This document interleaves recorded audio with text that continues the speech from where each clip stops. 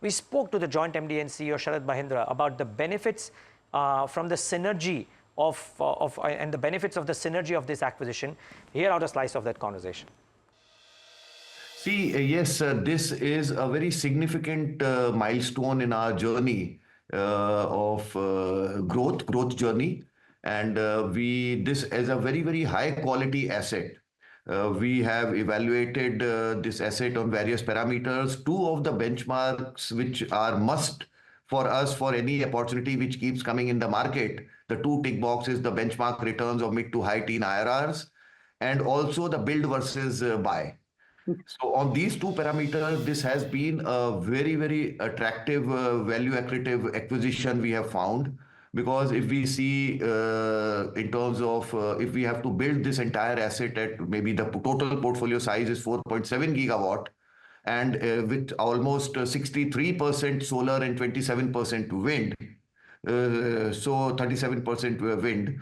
When we evaluate solar, if I have to build, we all know a very reasonably aggressive evaluation of 4.25 crores per megawatt, a build cost. And wind, we all know the industry 8 to 8.5 crores per megawatt. And we multiply with the capacities. We have found this to be very highly value accretive, and a solar dominated portfolio with a blended tariff of 3.37 rupees per unit is a very attractive asset. And also apart from this, few things which value this, a very high quality, nicely built quality assets when our teams did the due diligence in last few months. And as we all know that country is the kind of energy transition which is happening and the capacity additions which are happening, skill set is also going to play a very important right skill set availability. So the highly skilled manpower, workforce of O2 is what we are also getting, and now they are a part of JSW family, which will also help us in our growth journey of JSW Energy going forward, apart from the completion of 4.7 gigawatt.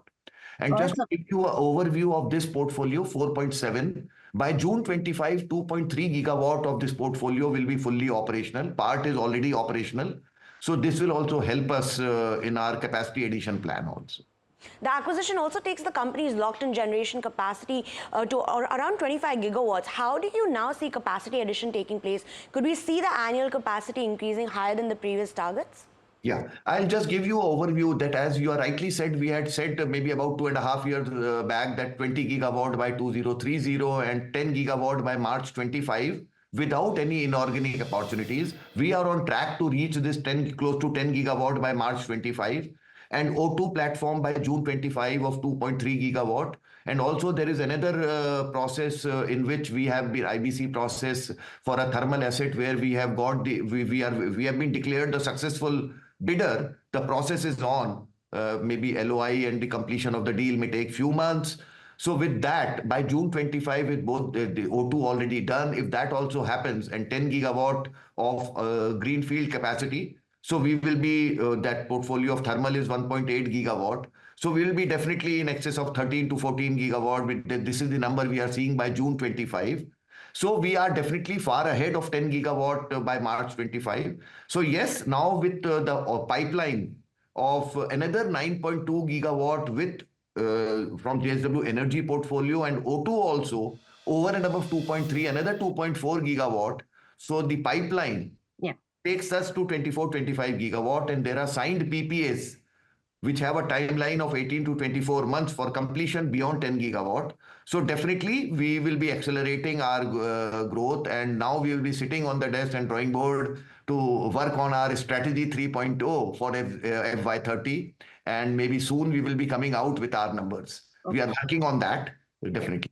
Got it, Mr. Mahendra. You know, the acquisition value is also for a large sum, largely around 12,460 crores. How will the company be funding this? Could we see an uptick in the debt rising from current levels as well? See, just to give you an idea that still the deal is to be consumed in 5 months timeline, which is there from the signing of the SPA, but we are quite confident that it will happen earlier. So numbers are going to be dynamic, specific for 12,468 crore, the value. Is that because the part of net working capital, which is a dynamic number, when we close, we will be ready with the exact numbers. But yes, we have to remember in terms of funding that what we have, you may recall that in April 24, we raised a QIP of 5,000 crore successful raise of funds we did through that route. And in September closing, H1 closing, we have reported a free cash of 5,700 crores. So we are very, very comfortable with it will be a mix of internal accruals, plus if in case the debt is to be raised, but exact numbers will be coming. In terms of ratio, if you are asking debt to EBITDA ratios, what we have declared of 4.1 end of H1, and if we remove the construction work in progress, which will give us the returns once the capacity gets commissioned, it was a very comfortable number of 2.2. Even if we talk of net debt to EBITDA, including CWIP, the industry average is 5.5 to 6, wherein the rating agencies are comfortable. We were at 4.1 in September. So all these gives us a lot of cushion and headroom to accelerate our growth, and our strong balance sheet strongly supports that. Well, that was another acquisition, but I also want to touch upon other points. There's also been news flow of the company entering the wind turbine blade manufacturing sector. Could you maybe give us a comment or insight on this development? Yes. See, we have announced earlier that we signed the technology license agreement with SANY China.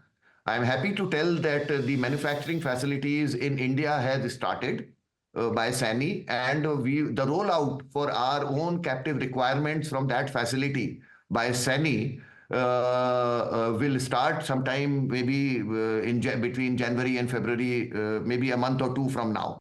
So, and that is a 4 megawatt platform, which is very, very helpful in terms of the per unit cost of construction, and very helpful with the Indian conditions. So that is one. Another part where we are going into manufacturing is the wind turbine blade manufacturing. Blade is a huge cost if we have to import, because logistics plays a very, very high cost. So we are setting up our manufacturing plant under the technology license agreement has already been signed with SANY. So we are setting up our plant in maybe 9 to 12 months time. This blade plant manufacturing for our own captive requirement will start, which will significantly help us in reducing our cost of per megawatt construction cost. You mentioned cost. How will it help cost from the wind energy side, and how much will the company be investing in this venture? See, cost perspective is very dynamic because this is a location where internal movement of the blade also happens. So we are in the process of deciding whether one plant or two plants we put nearer to the geographies. Those are dynamic numbers we are working on. But definitely, it will be a significant reduction in the project cost.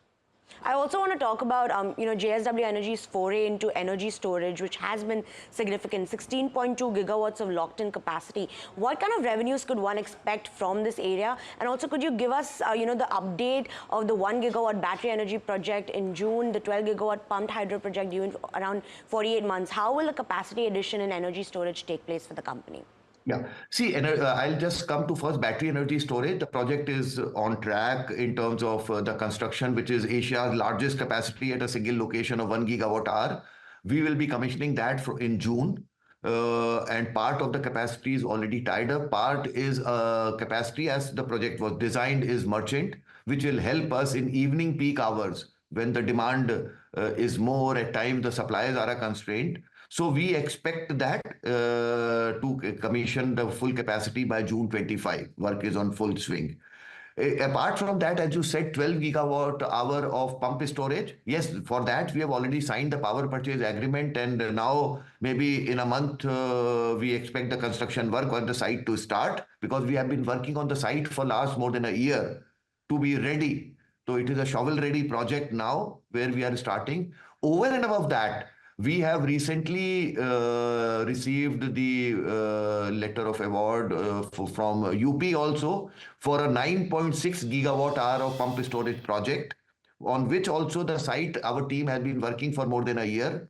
So that PPA we expect to be signed very soon. So the total locked in capacity is 12 plus close to 10 gigawatt plus battery energy storage. So we are close to at about 22 to 23 gigawatt hour logged in capacity, as we have declared in our 2.5 years back that 40 gigawatt hour storage by FY30. So we are well on track on those lines. Lastly, I want to get a sense of the financial performance. Now, the last 3 years, revenues, EBITDA and margins have shown growth, but profits have remained largely flat on a CAGR basis. So, Mr. Mahendra, what are your expectations in terms of growth in FY25 and FY26, as well as for margin expansion? The thing is, once the capacity, we have to remember in last 2-3 years, the shift is happening that moving the thermal portfolio percentage in the overall portfolio has been reducing. So, which in fact, in a way is positive, insulates the business from the business dynamics, whether the fuel cost, the coal cost, other things. And this is whatever capacity additions we are now investing is with tied up long-term PPAs with the defined tariffs.